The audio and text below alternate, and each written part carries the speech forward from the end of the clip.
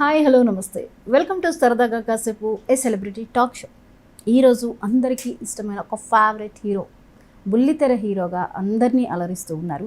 దాదాపు 20 ఏళ్ళుగా ఆయన స్క్రీన్ మీద అడుగుపెట్టవుతుంది. 20 ఏళ్ళు దాటిపోతుంది. ఇప్పటికీ ఎవర్ గ్రీన్ హీరోనే ఆయన స్క్రీన్ మీద కనిపిస్తే చాలు ఎంతోమంది అభిమానులు ఎంతో ఆనందిస్తుంటారు. ఈయన ఎప్పుడు కనిపిస్తారా అని ఎదురు చూస్తూ ఉంటారు అనమాట. అయితే శ్రవంతి సీరియల్ ఎప్పుడైతే వచ్చిందో అప్పుడు ఇక ప్రతి ఒక్కరి మనసులోనే ఆయన చెరగని ముద్ర వేసుకున్నారు. ఈ రోజుకి శ్రవంతి అనే ఒక టైటిల్ ఎప్పుడు వినిపించినా మనకి ఆయన హీరో, ఆ హీరో పేరే గుర్తొస్తుంది. ఇన్నిసార్లు చెప్పాను కదా, ఈ పాటికి అర్థమయ్యి ఉంటుంది కదా. ఆ హీరో మనందరికి ఇష్టమైన హీరో, బుల్లితెర హీరోగాను ఇప్పుడు ఆర్టిస్ట్గా సినిమాల్లో కూడా చేస్తూ బిజీగా ఉన్నారు నందకిషోర్ గారు. నందకిషోర్ గారు స్టూడియోలో ఉన్నారు. వారితో మాట్లాడి అనేక విషయాలు తెలుసుకునే ప్రయత్నం చేద్దాం. నమస్తే నందకిషోర్ గారు, ఎలా ఉన్నారు సార్? ఫైన్, థ్యాంక్ యూ అండి. సార్, మా ఫేవరెట్ హీరో మా ఎదురుగుండా కూర్చున్నందుకు నాకు చాలా ఆనందంగా ఉంది. It's my pleasure, thank you. నిజంగా శ్రవంతి సీరియల్లో మీరు ఎప్పుడైతే కనిపించారో, అంటే బిఫోర్ చేసి ఉండొచ్చు, బట్ శ్రవంతి చాలా రీచ్ అయిపోయింది. అంటే ఒక హీరో పర్సనాలిటీ ఇలా ఉంటారా, ఇంత ఇన్నోసెంట్గా ఉంటారా అనిపించేంతగా ఆ క్యారెక్టరు రీచ్ అయింది. అండ్ ఆ క్యారెక్టర్కి మీరు అంతే యాప్ట్గా ఉండడం. ఇప్పటికీ కూడా నందకిషోర్ కంటే కదా శ్రవంతి సీరియల్ నందకిషోర్ గారు అంటే అవునండి, మీరు ఇదే ఫేస్ చేసి ఉంటారు కదా. చాలా మందికి అలా ముద్ర పడిపోయింది. అండ్ ప్రతి యాక్టర్కి డ్రీమ్ ఏంటంటే ఒక మంచి గుర్తింపు రావాలి, whether it may be television or movies. So initial స్టేజ్లోనే స్రవంతి ద్వారా నాకు ఆ మంచి గుర్తింపు వచ్చింది. Thank God. అండ్ మంచి అభిమానులు దొరికారు ఆ రకంగా. Always I'm thankful for everybody.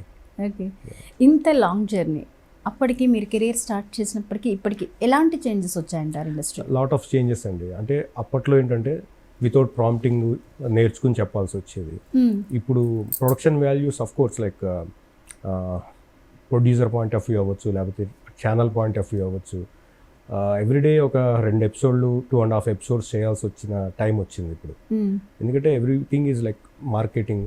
End of the day ఆ షోలో రన్ అవ్వాలి అంటే, ఆ కాంపిటేటివ్ వరల్డ్లో ఉండాలి అంటే లైక్ ఎవ్రీడే చాలా టాస్క్ ఎక్కువగా ఉంటుంది. దానివల్ల ఏంటంటే టైం తక్కువ, అవుట్పుట్ ఎక్కువ ఇవ్వాల్సి వస్తుంది. కాబట్టి ఇప్పుడు మేబీ ప్రాంప్టింగ్ అనేది కంపల్షన్ అయిపోయింది టెలివిజన్లో, టైం డ్యూరేషన్ వల్ల. అది వరకు వితౌట్ ప్రాంప్టింగ్ చేసేవాళ్ళం. అంటే నేను యాక్టింగ్ పరంగా అది నేను అబ్జర్వ్ చేశాను. And also values, technical values ఇప్పుడు చాలా పెరిగినాయి. అప్పట్లో స్టార్టింగ్లో ఉండేది స్టేజ్, ఇప్పుడు చాలా వాల్యూస్ పెరిగినాయి. అండ్ దాంతోపాటుగా కాంపిటీషన్ పెరిగింది, అన్ని రకాలుగా అన్నిట్లోనూ కాంపిటీషన్ పెరిగింది. మీ పాత్రలో ఇన్నోసెంట్గాను, చాలా సున్నితమైన మనసున్న వ్యక్తిగాను చాలా బాగా నచ్చుతారు. అండ్ కొన్ని మీ మూవీ కనుక చూసుకున్నట్లయితే మీరు ఓన్గా చేసినటువంటి నరసింహపురం, దానిలో మీ లుక్ అయితే చాలా బాగుంది, అమేజింగ్ ఉంది అసలు. దాన్ని ఎందుకు ఎంచుకున్నారు? అసలు నరసింహపురం అనే కంటెంట్ని ఎందుకు ఎంచుకోవడం జరిగింది?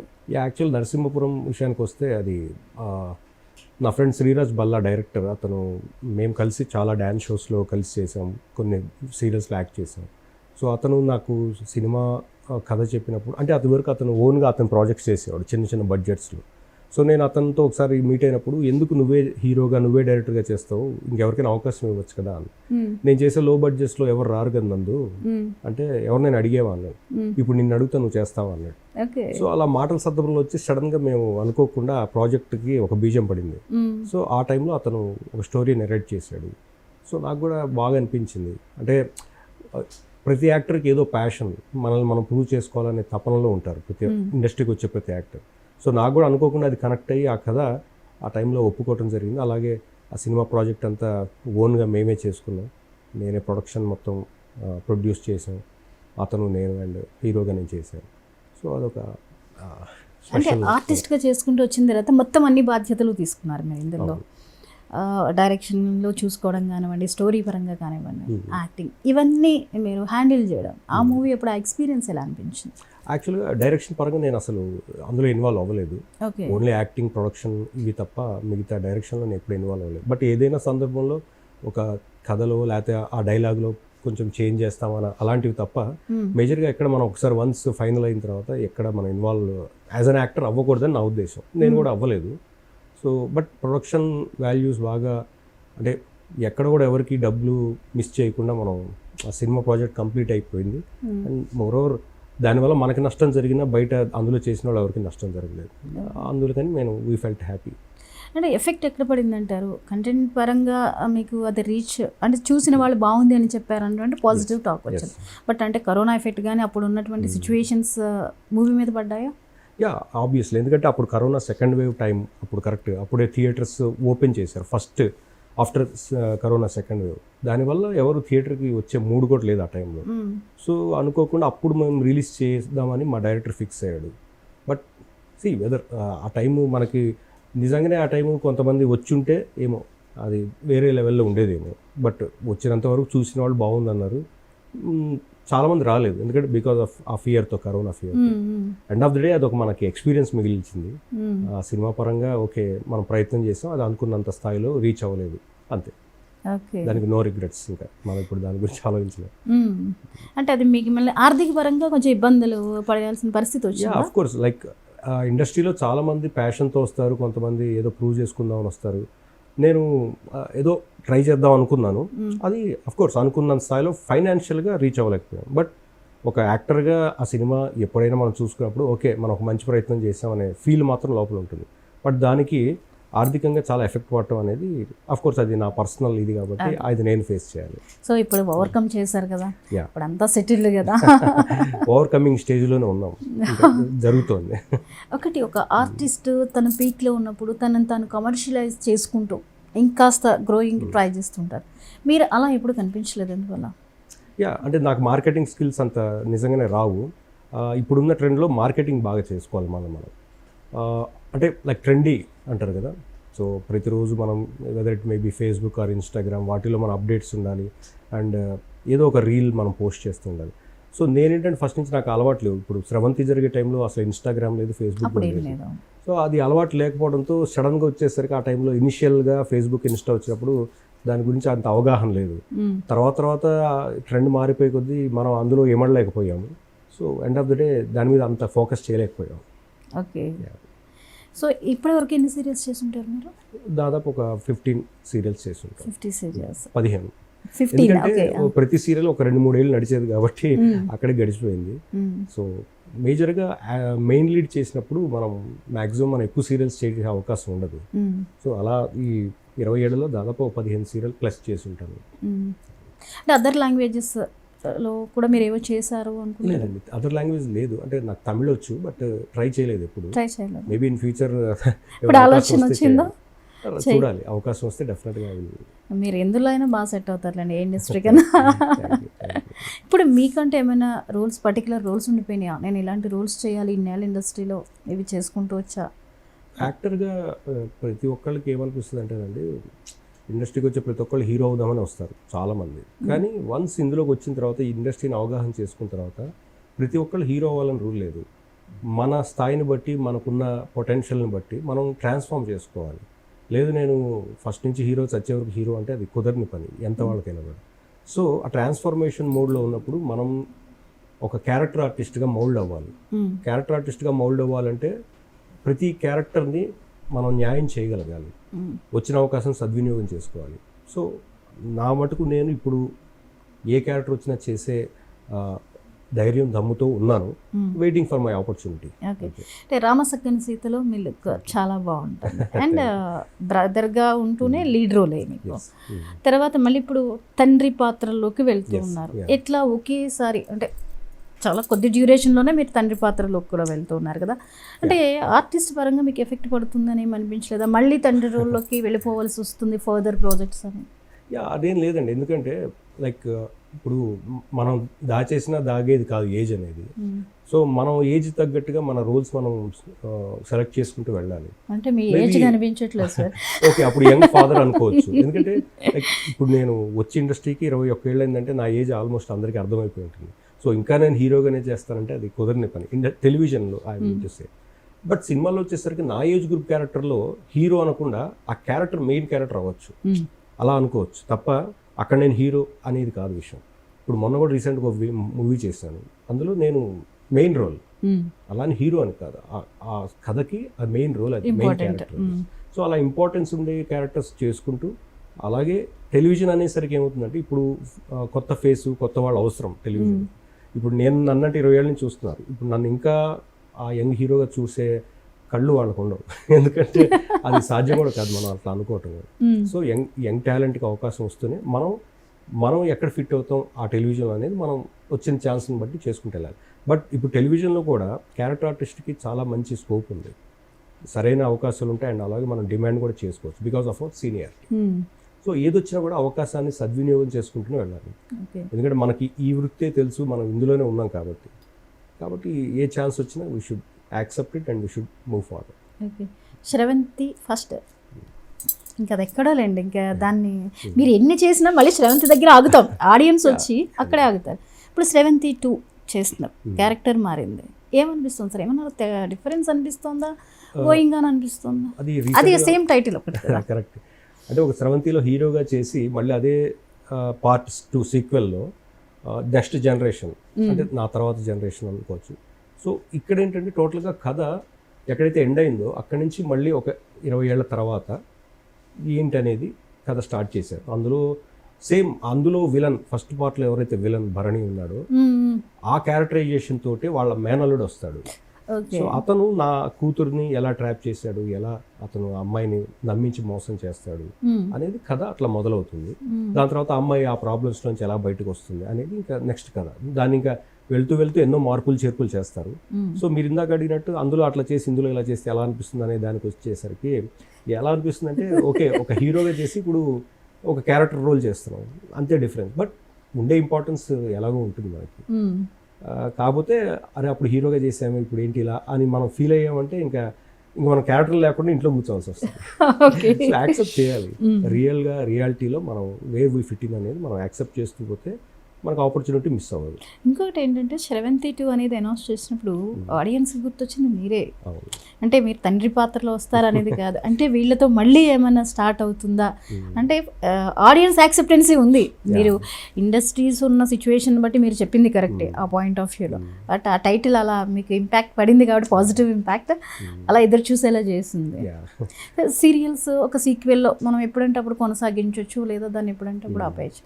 సీరియల్ని చేసుకోవడానికి అలవాటు పడి సినిమాలు చేస్తున్నారు, అది కూడా మీరు బయోపిక్ చేస్తారు ప్రవీణ్ కుమార్ గారిది, ఆర్ఎస్ ప్రవీణ్ గారు.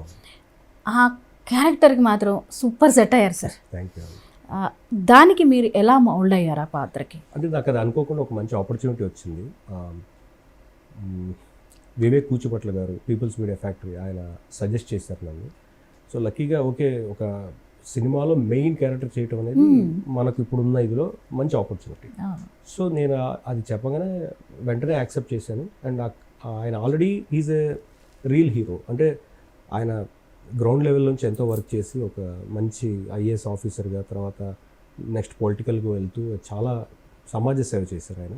సో అలాంటి రియల్ హీరో పాత్ర చేసే అవకాశం రావడం వల్ల నేను was totally shocked and also impressed అనమాట.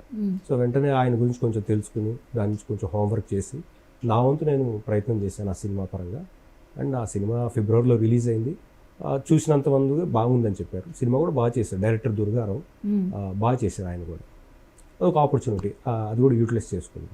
ఓకే, అంటే చాలా బాగుంది. ఎందుకంటే ఇంత బాగా ఎలా సెట్ చేశారో అనిపించింది ఫస్ట్ ఆ క్యారెక్టర్కి. అండ్ మీరు చేయడం కూడా ఒక ఎసెట్ అయిందనే చెప్పాలి. అంటే ఇప్పుడున్న ప్లాట్ఫామ్స్ మారడం వల్ల చిన్న కథల సినిమాలకి పెద్ద కథల సినిమాలకి బ్యానర్ని బట్టి కూడా ఆ ప్రయారిటీస్ మారిపోయాయి. యాక్చువల్లీ అది ఎంత మంచి సినిమా అయినా ఇప్పుడు ఓటీటీలో బ్లాక్ బాస్టర్లు అవుతున్న సినిమాలు ఉన్నాయి, చిన్న సినిమానే దీనికంటే చాలా బాగుంటున్నాయి. సో అలాంటి మంచి క్యారెక్టర్ చేసినప్పుడు అంటే ఆర్ఎస్ ప్రవీణ్ కుమార్ గారి క్యారెక్టర్ని అడాప్ట్ చేసుకోవడానికి ఏ ఎలిమెంట్స్ దగ్గర మీకు కొంచెం కష్టం అనిపించింది? అంటే టోటల్గా కథ నేరేట్ చేసినప్పుడు డైరెక్టరు 50% మనకు అక్కడే క్లారిటీ వచ్చేస్తుందండి. ఇంకా 50% మనం యాక్ట్ చేస్తున్నప్పుడే ఉంటుంది. ఎందుకంటే యాజ్ అన్ యాక్టర్ ఎప్పుడైనా నెరేషన్ మన క్యారెక్టరైజేషన్ అప్పుడు తెలిసిపోతుంది. సో వన్స్ అది మన మైండ్లో ఫిక్స్ అయిన తర్వాత ఇంకా ఆన్ సెట్స్లో మనం చేసే మిగతా ఎనాక్ట్ చేసే యాక్టింగే ఇంపార్టెంట్ అవుతుంది. సో 50% జాబ్ అయిపోయింది అక్కడ నెరేషన్లో. 50% ఇంకా నేను యాక్టింగ్ షూట్లో ఉన్నప్పుడు మ్యాక్సిమం ఇంప్రవైజేషన్ కావచ్చు, లేకపోతే విత్ డైరెక్టర్ హెల్ప్ తీసుకుని అండ్ ఆయన గురించి తెలుసుకున్నంతలో మనం ఆయనలాగా ఎలా ఎనాక్ట్ చేయాలనే విషయాల్లో కొంచెం శ్రద్ధ తీసుకున్నాం. బట్ అలానే పొద్దున్న నేను ఏదో చాలా విపరీతంగా కష్టపడ్డానని చెప్పను. నాకున్న స్థాయిలో నేను అబ్జర్వేషన్ చేశాను. లక్కీగా అది బాగా వచ్చింది. ఓకే, అంటే క్లాస్ లుక్ మాస్ లుక్ అనేది చూస్తే మరి క్లాసీ హీరోగానే బాగా ఎక్కువ కదా చేసినవి. మీ సొంత సినిమాలో మీరు కొంత మాసీ లుక్ కనిపించు, బట్ అది కూడా అంత బాగా ఎలా అడాప్ట్ అయింది సార్ క్యారెక్టర్ మీకు? అంటే బేసిక్గా ఐఎమ్ ఫ్రమ్ థియేటర్ బ్యాక్గ్రౌండ్ అండి. అంటే నేను నాటక రంగం నుంచే వచ్చాను. సో అక్కడ ఫౌండేషన్లో మేము నేర్చుకుంది ఏంటంటే యాక్టర్ అనేవాడు అది వాడు ఏ పాత్ర చేసినా కూడా దానికి తగ్గట్టుగా మనం దాన్ని మలుచుకోవాలి, ఆహార్యంలో కావచ్చు, వేష భాషలో కావచ్చు. సో అది జాగ్రత్త మనం పడాలి యాక్టర్గా. సో లక్కీగా నాకు ఆ ఫౌండేషన్ పడింది కాబట్టి స్ట్రాంగ్గా ఎలాంటి క్యారెక్టర్ వచ్చినా చేసే దమ్ము నాకు ఉంది, అది నాకు తెలుసు. బట్ డైరెక్టర్స్కి ఇప్పుడు మీరు ఫర్ ఎగ్జాంపుల్ ఇందా చెప్పారు, మీరు చూస్తే సాఫ్ట్గా కనిపిస్తారు, చాలా ఇన్నోసెంట్గా కనిపిస్తారని. కానీ డైరెక్టర్స్ ఎప్పుడైతే ఆ ఇన్నోసెన్సీ ఉన్న వాళ్ళని రివర్స్ చేసి విలన్గా చూపించగలిగితే అది డైరెక్టర్ మార్క్ అవుతుంది, యాక్టర్కి అదృష్టం అవుతుంది. అలా ఫర్ ఎగ్జాంపుల్ చెప్పాలంటే అంతఃపురంలో సాయి కుమార్ గారి క్యారెక్టర్, ఆయన రెగ్యులర్గా డైలాగ్ కింగ్ చాలా ఫిరోషియస్గా ఉంటారు. అంతఃపురం అనే సినిమాలో ఆయన చాలా సాఫ్ట్గా ఉంటారు. సో దట్స్ వాట్ ఆ ట్రాన్స్ఫర్మేషన్ డైరెక్టర్ చూపించాలి. సాఫ్ట్గా ఉండేవాడు విలన్ చేయకూడదా అని లేదు ఎక్కడ. సాఫ్ట్గా ఉండేవాడు విలన్ ఇంకా బాగా చేయగలుగుతాడు. But everything depends on opportunity. అంటే మీకు ఇష్టమైంది ఏంటి? నాకు బేసిక్గా విలన్ చేయడం చాలా ఇష్టం అండి. బట్ నాకు ఫస్ట్ నుంచి మీలాగే అందరూ నువ్వు చాలా సాఫ్ట్గా ఉంటే హీరోనే కరెక్ట్ అంటే స్రవంతి కూడా in fact Bharani character negative character నేను చేయాల్సింది. బట్ ఆ డైరెక్టర్ కూడా మీలాగే నువ్వు నందు సాఫ్ట్గా ఉన్నావు కాబట్టి నువ్వు హీరోనే కరెక్ట్ అలా సెట్ అయిపోయింది. లేకపోతే ఈ పాటికి మేబీ నేను ఒక విలన్గా మంచిగా గుర్తింపు వచ్చి ఉండేదేమో మేబీ. అంటే బాగా తిట్టుకునేవాళ్ళు సార్ అప్పుడు, భరణి గారిని గట్టిగా తిట్టుకున్నారు. తిట్టుకుంటే అంత సక్సెస్ అయినట్టు. ఇప్పుడు అందరికీ ఏంటంటే నా మీద చూడగానే ఒక సాఫ్ట్ కార్నర్ ఉంటుంది, దానివల్ల ఉపయోగం ఉండదు. వాస్తవం అంటే అభిమానం ఉంటుంది, ఆ అభిమానం ఎక్కడి వరకు తీసుకెళ్తుందంటే చూడగానే అరే బాగున్నాడు బాగా చేస్తున్నాడు అంతే. అదే విలన్ అనుకోండి, పడుకున్న కల్లోకి వస్తాడు, కూర్చున్న ఎదురుగా కనిపిస్తాడు. సో అలా గుర్తుండిపోయే పాత్ర కేవలం విలన్కే ఆస్కారం ఉంది. బాగా మనం ఎక్కువ రీచ్ అయ్యే అవకాశం విలన్ క్యారెక్టర్స్ ఉంటుందని నా ఉద్దేశం. ఎందుకంటే నెగిటివ్ షేడ్స్లో చాలా బాగా ఫాస్ట్గా రీచ్ అవుతుంది మనం. సాఫ్ట్ క్యారెక్టర్స్లో చాలా టైం పడుతుంది, రీచ్ అయినా కూడా అనుకున్నంత రీచ్ అవ్వలేం మనం. దట్స్ వాట్ ఇప్పుడు అందుకనే ఫిలిం పరంగా నేను ఎనీ క్యారెక్టర్, ఛాలెంజింగ్ క్యారెక్టర్ ఏది వచ్చినా చేయడానికి నేను సిద్ధంగా ఉన్నాను. అలాగే ఇప్పుడు ఆర్ఎస్ ప్రేమ్ కుమార్ గారిది వచ్చింది, అది ఛాలెంజ్గా తీసుకుని చేశాను. చేయడం కూడా మంచిదైంది. అలాంటి అవకాశాల కోసం ఐఎమ్ వెయిటింగ్ అంతే. ఓకే, అంటే హీరోగా ఇన్ని సినిమాలు చేసుకుంటూ వచ్చారు. కెరియర్ స్టార్ట్ చేసినప్పుడు అప్పుడు రాజకీయాలు ఏమైనా చూసారా? ఇండస్ట్రీ రాజకీయాలు తొక్కేయడం, పైకి రాకుండా వెనక్కి లాగడం ఉంటాయా అలాంటివి?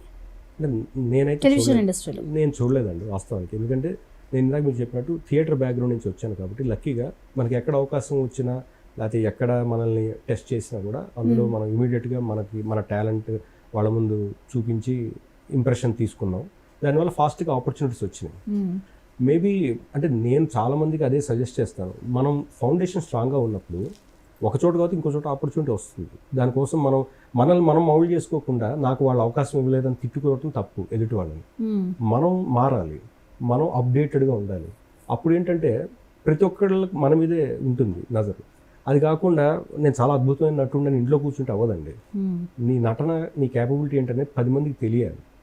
తెలియటానికి కూడా ఒక అవకాశం రావాలి, కానీ రేర్గా వస్తాయి. వచ్చినప్పుడు దాన్ని యూటిలైజ్ చేసుకోవాలి. There is no short cut కదండి, ఎక్కడైనా కష్టపడాలి, టైం కోసం వెయిట్ చేయాలి.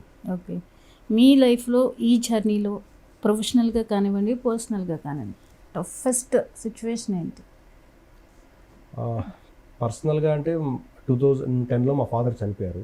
ఓకే, అప్పుడు హీ వాజ్ 58 years, అంటే హీజ్ ఇన్ సర్వీస్, రైల్వేస్లో వర్క్ చేసేవాళ్ళు. సో అప్పుడప్పుడే నేను యాక్టర్గా ప్రూవ్ చేసుకో, అంటే స్రవంతి తర్వాత కూడా ఆయన ఉన్నారు. స్రవంతి 2005 to 2010 చేశాను. సో 5 years నా సక్సెస్ని గ్రాడ్యువల్గా చూస్తున్న టైంలో ఈ వాజ్ లైక్ లిటరల్లీ ఫస్ట్లో ఇనిషియల్గా వద్దన్న వ్యక్తి తర్వాత ఈ జర్నీ చూసి చాలా బాగుంది, వెరీ గుడ్ అని ఎంకరేజ్ చేస్తూ నువ్వు ఇంకా డెవలప్ అవుతావు అని ఆశించే టైంలో ఆయన లేరు. అంటే అప్పుడు లోటు అనిపించింది, అరే మన సక్సెస్ని మన పేరెంట్స్ మొత్తం చూడలేకపోయారే అనే ఒక పర్సనల్ లైఫ్లో ఆ ఫీలింగ్ ఉండింది. ఇంకా ప్రొఫెషనల్ లైఫ్లో అంటే ఈ నరసింహపురం తర్వాత ఫైనాన్షియల్గా దెబ్బ పడేసరికి అప్పుడు ప్రొఫెషనల్ లైఫ్లో కొంచెం ఇబ్బంది అనిపించింది. అప్పుడు ఫ్యామిలీ సపోర్ట్ ఎలా ఉంటుంది? 100% family is always with me. And like family అనేది ఎప్పుడైతే మన వెనక ఉండి మనల్ని ప్రోత్సహిస్తుందో మనకి డార్క్ టైమ్స్లో కూడా మనం ఎటువంటి ఇబ్బంది పడం. ఎందుకంటే ఇప్పుడు ఇంట్లో ఎండ్ ఆఫ్ ది డే వెళ్ళేసరికి అందరం ఇంటికి వెళ్తాం సాయంత్రం.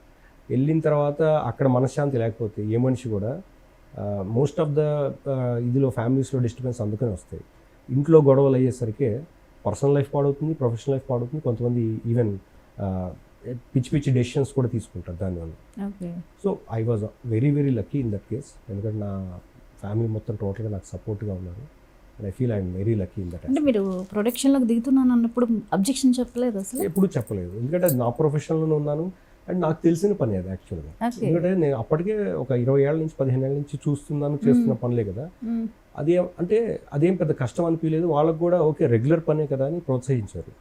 బట్ ఓకే ప్లానింగ్ ప్రాపర్గా లేకపోవడంతో మనం కొన్ని గెస్ట్ చేయలేకపోవడం, మార్కెటింగ్ ఇందాక చెప్పినట్టు మార్కెటింగ్ మనకు తెలియకపోవడం వల్ల కొన్ని మైనస్లు ఉంటాయి.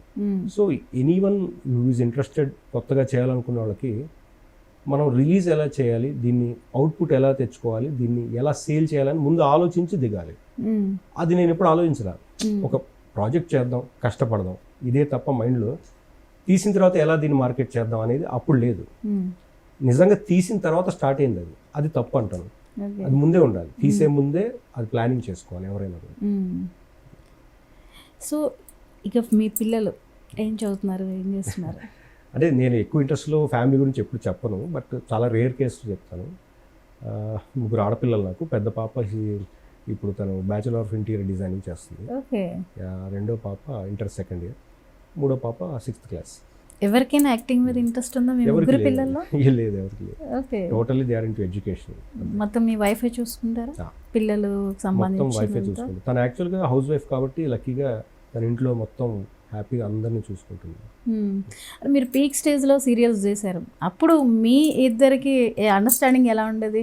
ఎందుకంటే హీరోయిన్స్తో ఇంటరాక్ట్ అవ్వడం కానీ అప్పుడు జర్నీ వేరు కదా సార్. ఇప్పుడంటే కొంచెం ఈజీ అయిపోయింది, ప్రతిదాన్ని నార్మల్గా తీసుకుంటున్నారు. మీరు 7th టైంలో కొంచెం డిఫరెన్స్ ఉంది అప్పటికిప్పటికి. తను ఎలా రిసీవ్ చేసుకునేవారు? అంటే ఇది చాలామంది ఉంటుందండి డౌట్, ఎలా అదే పర్సనల్ లైఫ్లో. ఎందుకంటే మన ప్రొఫెషన్లో చాలా రకాలుగా మనం ఇప్పుడు మీరు అన్నట్టు హీరో అన్నప్పుడు హీరోయిన్తో కలిసి జర్నీ చేయాలి, లేకపోతే వాళ్ళు హగ్ చేసుకోవాలి, ఒకసారి ముద్దు పెట్టుకోవాల్సి వస్తుంది. ఇలాంటివన్నీ ఉన్నప్పుడు ఇంట్లో ఎలా ఉంటుందనే ఒక కుతూహలం ఉంటుంది. బట్ ఇంట్లో వాళ్ళు అర్థం చేసుకున్నప్పుడు, అది ఒక ప్రొఫెషన్గా తీసుకున్నప్పుడు, అది మనం కూడా వాళ్ళకి చెప్పగలగాలి, ఇది ప్రొఫెషన్, ఇది పర్సనల్ కాదు అన్నప్పుడు డెఫినెట్గా వాళ్ళు అది అర్థం చేసుకున్నప్పుడు అసలు దాని గురించి ఇంకా చర్చే ఉండదు ఇంట్లో. ఎందుకంటే ప్రొఫెషనల్ లైఫ్ ఇంట్లో బయట ఉన్నప్పుడు అయిపోతుంది, పర్సనల్ లైఫ్ అనేది అక్కడ జరిగిన ఇక్కడ ఏం డిస్కషన్ ఉండదు, అది అక్కడ అయిపోతుంది, ఇది ఇక్కడ ఫ్రెష్గా ఉంటుంది. ఎప్పుడైనా ఈ రెండు కలిసినాయి అనుకోండి, మీరు అన్నట్టు గొడవలు స్టార్ట్ అవుతాయి. లక్కీగా నాకు ఆ డిస్కషన్ ఎప్పుడు రాలేదు, అవ్వలేదు కూడా. మీ సీరియల్స్ ఆవిడ చూస్తారా? చూస్తారు. అంటే కొన్ని పర్టికులర్ సీన్స్ చూసినప్పుడు ఎంతైనా వైఫ్ అనే పాత్రకి ఇబ్బంది అనిపిస్తూ ఉంటుంది. ఉండొచ్చు, కానీ అది యాజ్ ఎ హ్యూమన్ బీయింగ్ ఉంటాయి కొన్ని ఎమోషన్స్. తనకి పెద్ద మనసే నిజంగా ఆ విషయం. మీరు అదృష్టవంతులు. నేను అదృష్టవంతుని, ఆఫ్ కోర్స్. కాబట్టి ఇంకా ఆ డిస్కషన్ లేదు. లక్కీగా ఎప్పుడు అలాంటి ఇవి రాలేదు మా మధ్య. ఓకే. మీకు సోషల్ మీడియాలో సిరికి మీకు ఏమైనా గొడవ అయిందా ఆ ప్రమోషన్ టైంలో? అది సోషల్ మీడియా క్రియేట్ చేసి ఇప్పుడు ఇది చెప్పిన తర్వాత మళ్ళీ ఇదే తమ్నేల్గా వేస్తారు తప్ప అసలు విషయాన్ని. ఇప్పుడు ఏమైపోయిందంటే ఈ యూట్యూబ్ ఛానల్స్లో ఇంటర్వ్యూస్లో మనం చెప్పే కంటెంట్ ఒకటి, వేసే తమ్నేల్ ఒకటి అవుతుంది. దానివల్ల ఏంటంటే అనవసరం వాళ్ళు మనల్ని తప్పుగా అనుకోవటం, ఇవి జరిగిపోతాయి. నేను ఎక్కడ కూడా సిరిగించి తప్పుగా చెప్పలేదండి. తను షీఈ్ వెరీ ప్రొఫెషనల్ యాక్టర్, బాగా చేసింది సినిమాలో. కాబట్టి ప్రమోషన్ టైంలో తను టైం కేటాయించలేకపోయింది అని చెప్పాను, ఇది ఒక్కటే చెప్పాను. దీన్ని వాళ్ళు రకరకాలుగా రాసుకుని ఏదేదో చేసేసారు. But end of the day మా ఇద్దరి మధ్య ఎప్పుడు కలిసినా హలో హాయ్ అని మాట్లాడుకుంటూ బాగానే ఉంటుంది. కాబట్టి యూట్యూబ్ వల్ల ఆ డిస్టర్బెన్స్ వస్తుంది. నువ్వేంటి అలా చెప్పావా అని అనొచ్చు. అలానే ఉంటుంది కదా. అప్పుడు ఏం చెప్తానంటే మొత్తం ఇంటర్వ్యూ చూస్తే అర్థమవుతుంది నేనేం చెప్పాను అనేది. తమ్మునేల్ చూసి డెసిషన్ తీసుకోకూడదు. ఇప్పుడున్న ఇదిలో అదొక్కటేనండి ప్రమాదం. తమ్మునేల్ తోటి మనం ఒకళ్ళ మీద అభిప్రాయం తెచ్చేసుకోకూడదు. ఒక తమ్మునేల్ మీ జీవితాన్ని మారుస్తుంది అనేది పెట్టండి, బాగుంటుంది. ఓకే, సూపర్ సార్, తమ్మునేల్ చెప్పారు. సిరిలో ఇంతకీ మీకు నచ్చిన క్వాలిటీ ఏంటండి ఆర్టిస్ట్గా? తను చాలా ప్రొఫెషనల్ ఆర్టిస్ట్ అండి. అండ్ చాలా అంటే తను అప్పుడే ఇనిషియల్ స్టేజ్లో ఉండి తను అప్పుడప్పుడే చాలా కష్టపడుతుంది అంటే ప్రూవ్ చేసుకోవడానికి తనని ఒక యాక్టర్గా. ఆ టైంలో ఈ ఆపర్చునిటీ వచ్చినప్పుడు లైక్ మేము చేసింది చాలా లో బడ్జెట్లో. తనకి పాపం డబ్బులు కూడా సక్రమంగా ఇవ్వలేదు వాస్తవానికి. లాస్ట్లో వచ్చేసరికి కొంచెం మాకు కూడా ఎక్కువ ఇదైపోయి కొంచెం బ్యాలెన్స్ పెట్టాల్సి వచ్చింది. అయినా కూడా తను ఎప్పుడు కూడా డబ్బు గురించి ఆశించలేదు. తను అంటే ఆ సినిమాలో మీరు చూసినట్టయితే రఫ్గా ఉంటుంది సినిమా అంతా, రగ్గుడ్గా రఫ్గా, అంటే నీళ్లలో బురదలు ఇష్టం వచ్చినట్టు వెళ్ళటం రావటం, అలాంటి క్యారెక్టరేషన్ కూడా తను చాలా చాలా బాగా చేసింది. అండ్ అందులో తను ప్రాస్టిట్యూట్ క్యారెక్టర్ చేసింది. అయినా కూడా అంటే అలానే ఎక్కడ డిగ్రేడ్ చేయలేదు మేము ఆ క్యారెక్టర్ని. తన క్యారెక్టరేషన్ అదైనా కూడా తనకి ఇన్నర్గా చాలా గొప్ప సంస్కారం ఉంటుంది ఆ క్యారెక్టరేషన్. అది మేము సినిమాలో చూపించాం. అంటే ఇతను ఆ అమ్మాయిని ఎందుకు ఒక ప్రాస్టిట్యూట్ని ఒకటి ఎందుకు ప్రేమించాల్సి వస్తుంది అనేది ఆ కథలో ఒక భాగం. ఆ సినిమాలో అది డైరెక్టర్ బాగా తీశాడు. అంటే ఇవన్నీ సినిమా చూసిన వాళ్ళకి అర్థం. నేను చెప్తుంటే ఎలా అంటే ఒక సొంత డబ్బాలా ఉంటుంది తప్ప, అంటే ఒక పాయింట్గా తీసుకుంటే కనుక ఒక వేశ్య క్యారెక్టర్ని ఒక మనిషి ఎందుకు లవ్ చేయాల్సి వస్తుంది అనేది ఆ కథలో ఒక భాగం. ఆ సినిమాలో అది డైరెక్టర్ చాలా బాగా తీసుకొచ్చాడు. సో ఇలాంటి బోల్డ్ క్యారెక్టర్ కూడా తను ధైర్యంగా చేయగలిగింది. అది ఇనిషియల్ స్టేజ్. సో ఆ విషయంగా hats off to her. And చాలా సిన్సియర్గా హార్డ్ వర్క్ పెట్టింది తను. అందుకని she's wonderful actress and good human. చాలా మంచి సపోర్ట్. నాకు ఇది కావాలి, నాకు అది కావాలి, నేను ఇది ఉంటేనే చేస్తాను అట్లేం లేదు. చాలా సపోర్టివ్గా ఉండింది, చాలా కష్టపడి చేసింది. ఇప్పుడు బ్రేక్ తీసుకుందాం.